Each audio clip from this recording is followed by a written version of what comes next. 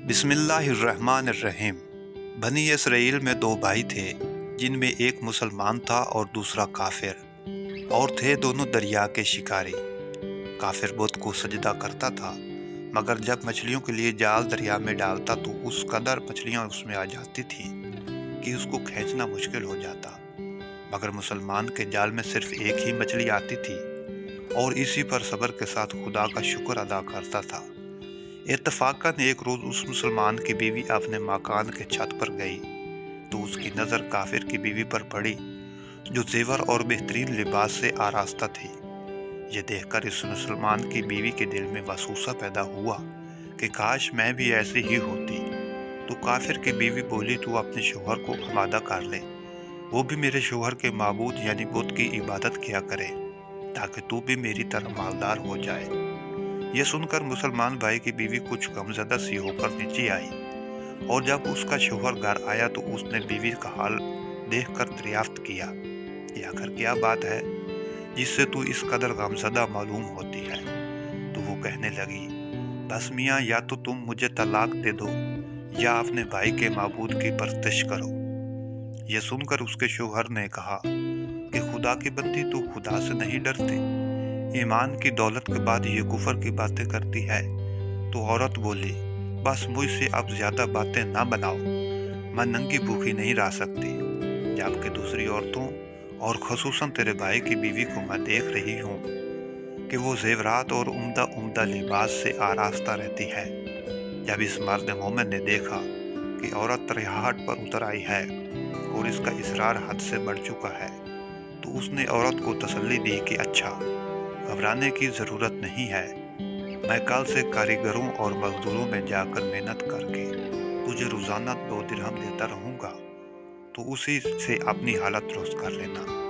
یہ سن کر عورت کو کچھ تسکین حاصل ہوئی اور سویرے ہی وہ مرد مومن مزدوری کی تلاش میں نکلا، لیکن کہیں اسے مزدوری نہیں ملی۔ یہ دیکھ کر وہ دریا کے کنارے پہنچا اور شام تک خدا کی عبادت میں مصروف رہ کر رات کو جب گھر آیا تو بیوی نے دریافت کیا، آج تم کہاں تھے؟ تو وہ کہنے لگا، میں بادشاہ کی خدمت میں تھا، اس نے مجھ سے 30 دن کام کرنے کی شرط کی ہے۔ عورت بولی کہ آخر وہ بادشاہ تم کو کیا دے گا؟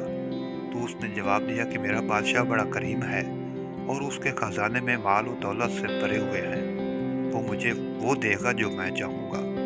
چنانچہ اسی طرح برابر وہ اپنے معبود برحق کی عبادت میں مصروف رہا۔ اور تیسری رات ہوئی تو بیوی نے کہا، سنو میاں، اگر کل تم نے مجھے مزدوری لا کر نہیں دی تو تم پر مجھے طلاق دینا لازم ہو جائے گا۔ یہ سن کر اس کو کس قدر پریشانی لاحق ہوئی، اور تیسری صبح اس نے ایک یہودی سے کہا، یا تم مجھے مزدوری پر لگا لو گے؟ یہ سن کر یہودی کہنے لگا کہ ہاں، تم کو مزدوری تو مل جائے گی، لیکن شرط یہ ہے کہ میرے پاس تمہارے کھانے پینے کا کوئی انتظام نہ ہوگا۔ چنانچہ وہ مرد مومن روزہ کی نیت کر کے یہودی کے ساتھ ہو لیا، اور حق تعالیٰ کے حکم سے حضرت جبرائیل علیہ السلام 29 اشرفیاں ایک نورانی طباق میں لے کر اس کی بیوی کے پاس پہنچے اور کہنے لگے، میں بادشاہ کا قاصد ہوں، اسی نے یہ اشرفیاں لے کر مجھے کو تیرے پاس بھیجا ہے اور فرمایا ہے کہ تیرے شوہر ہمارے کام میں تھا، ہم نے اس کو نہ چھوڑا، یہاں تک کہ اسی نے ہم کو چھوڑ دیا، یہودی کے پاس چلا گیا، اگر وہ ہمارا کام کرتا تو ہم اس کو اور زیادہ اجرت دیتے، بس یہ ایک اشرفی کی کمی اسی وجہ سے ہوئی ہے۔ چنانچہ وہ عورت اس میں سے ایک اشرفی لے کر بازار گئی جس پر کلمہ شہادت لکھا ہوا تھا۔ صراف نے 1000 درہم اس کی قیمت عورت کے حوالے کر دی، اور جب شام کو وہ مرد مومن گھر واپس آیا تو عورت نے اس سے دریافت کیا، آج تم کہاں تھے؟ اس نے جواب دیا کہ آج میں ایک یہودی کے کام پر گیا ہوا تھا۔ تو بیوی کہنے لگی، آخر بادشاہ کی خدمت ترک کر کے تم دوسرے کی خدمت کیوں کرتے ہو؟ پھر اس کو اشرفیوں کا واقعہ سنایا، جس کو سن کر وہ مرد مومن روتے ہوئے بے ہوش ہو گیا، اور جب اس کو ہوش ہوا تو بیوی سے کہنے لگا، افسوس کہ میں نے بادشاہ دو جہاں کی خدمت کا حق اپنے اوپر لازم نہ کیا۔ اس کے بعد اس شخص نے عورت کو چھوڑ دیا اور پہاڑوں پر چلا گیا، جہاں خدا کی عبادت ہی میں مصروف رہ کر اس کا انتقال ہو گیا۔ حق تعالیٰ اس پر اپنا رحم فرمائے، آمین۔ सच है, खुदा के खजानों में कोई कमी नहीं है।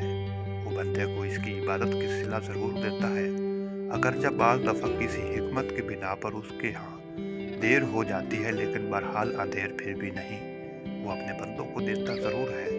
हक ताला हम सबको सब्र और शुक्र के साथ रहकर ज़िंदगी गुजारने की तौफीक अता फरमाए। अल्लाह हम सब का हामी और नासिर हो, आमीन। वीडियो अच्छी लगी है तो मेरे चैनल को सब्सक्राइब कर दें। नई वीडियो आने तक अल्लाह हाफ़िज़।